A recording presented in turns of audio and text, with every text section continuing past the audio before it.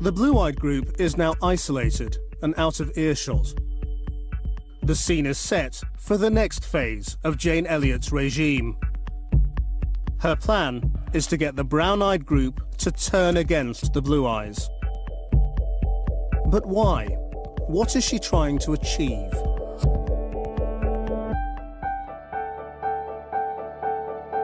It was the 60s when Jane Elliott devised her exercise. She was a school teacher in a small, all-white American town.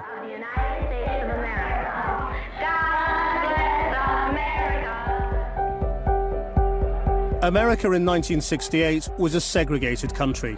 Black Americans were dying, battling for their basic civil rights. When Martin Luther King was assassinated, it had a profound effect on Jane Elliott. She was determined to find a way to show her 8-year-old pupils what was wrong with racism. You think you know how that would feel to be judged by the color of your skin? No, I don't think you would know how that felt unless you had been through it, would you?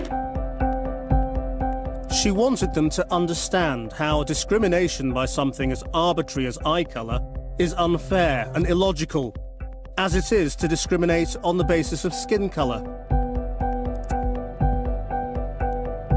How many in here have blue eyes? Okay, how many in here have brown eyes? It might be interesting to judge people today by the color of their eyes.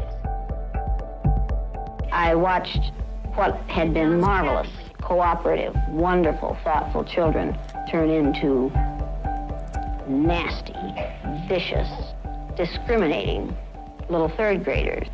They were ghastly.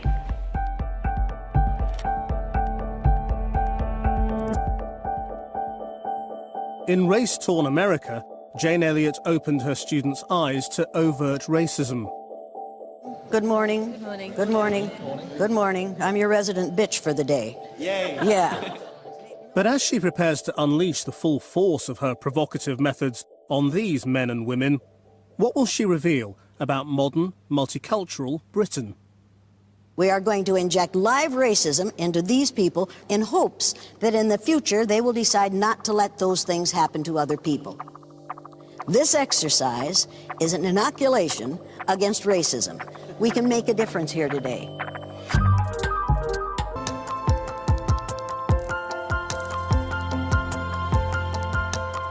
When you do this exercise in a kind way, people think you're weak and they do not listen. Do I have your attention? Yeah. Do I have your attention? Oh yeah, damn right. And I intend to have your attention because there's nothing polite about racism. The all-white, blue-eyed group is now isolated in a holding room. At this stage, none of the brown eyes know Jane Elliott's true intentions: to turn them into a group willing to take part in humiliating the all-white, blue eyes. The purpose of this exercise is to let these nice blue-eyed white folks find out how it feels to be something other than white in the UK for 2.5 hours. They are not going to like it because I don't like them.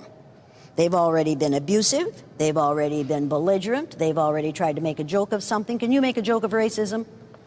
No, I can't. No, I didn't think so. Can you make a joke of racism? Can you make a joke of racism? Let me put it this way. You laugh and I'll change the color of your eyes so fucking fast you won't know what hit you. You got it? Okay. You get angry about racism? Me? Yeah. Yeah, all the time. You do? All the time? Yeah. Why? Is there something wrong with you? No. No? Is there something wrong with racists? Yes. Damn right.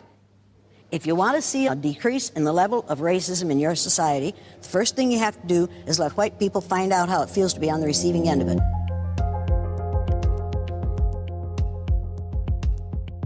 Jane Elliott's abrasive style is not to everyone's taste. Over the years, it has been criticised as bullying. How do you feel about Jane's style and approach? This is an educator, a teacher, trying to teach these people what it is like to feel discriminated against. And you think about adults being taught in that way. She's put them in a childlike position, which many people don't, well, nobody wants to experience that as an adult. So I do feel that some of her elements are quite harsh. She's taking something that's been incredibly important to her in her personal life and in her role as a teacher, and she's saying, With this, I can powerfully demonstrate to a set of people what it's like to be the victim of racism and discrimination.